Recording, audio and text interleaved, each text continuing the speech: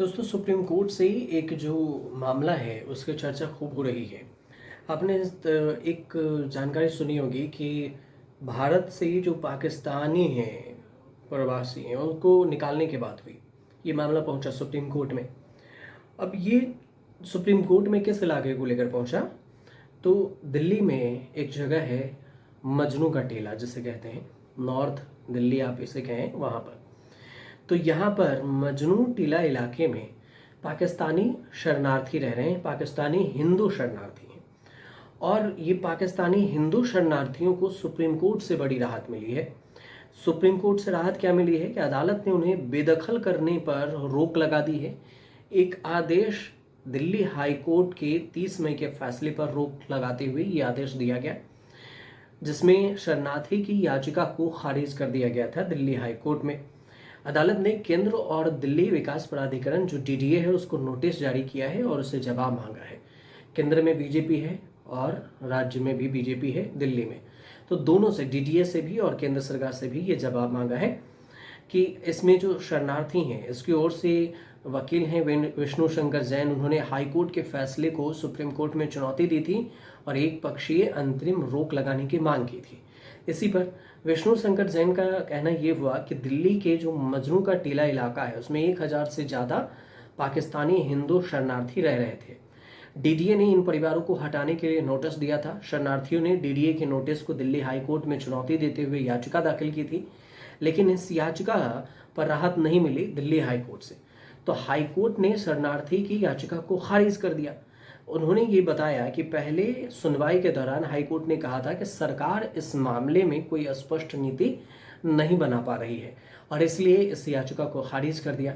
उन्होंने कहा कि नीति निर्माण कोर्ट का कार्य क्षेत्र नहीं है, इसलिए अदालत इस पर कोई प्रभावित आदेश नहीं दे सकता है। ये दिल्ली हाईकोर्ट का कहना था। मामला पहुंचा सुप्रीम कोर्ट में। सुप्रीम कोर्ट में जो बात सामने आई उसमें विष्णु शंकर जो वकील हैं उन्होंने याचिका दाखिल की थी शरणार्थी के तरफ से। तो उनका ये कहना है कि जब यह मामला पहली बार हाईकोर्ट पहुंचा था तो कोर्ट ने यथास्थिति बनाए रखने के लिए आदेश दिया था और अब केंद्र सरकार की नागरिकता संशोधन अधिनियम सीएए के तहत यह स्पष्ट नीति है कि 31 दिसंबर 2014 से पहले पाकिस्तान से भारत आए सभी विस्थापित हिंदुओं को भारतीय नागरिकता दी जाएगी। जैसे ही किसी को नागरिकता मिलती है तो अनुच्छेद 21 और जीवन और सम्मान का अधिकार उन पर लागू हो जाता है। तो जब ये सीएए में लागू है, जो कि 31 दिसंबर 2014 से पहले की बात हुई है, तो फिर वो तो जो शरणार्थी हैं वो तो पहले से ही रह रहे हैं और काफ़ी दिन से रह रहे हैं। इसलिए इसे सुप्रीम कोर्ट ने इसे बोला कि नहीं, जो हाई कोर्ट का फैसला है उसे बदल दिया जाए, मतलब रोक दिया जाए और स्टे लगा दिया। और इसी की चर्चा हो रही है।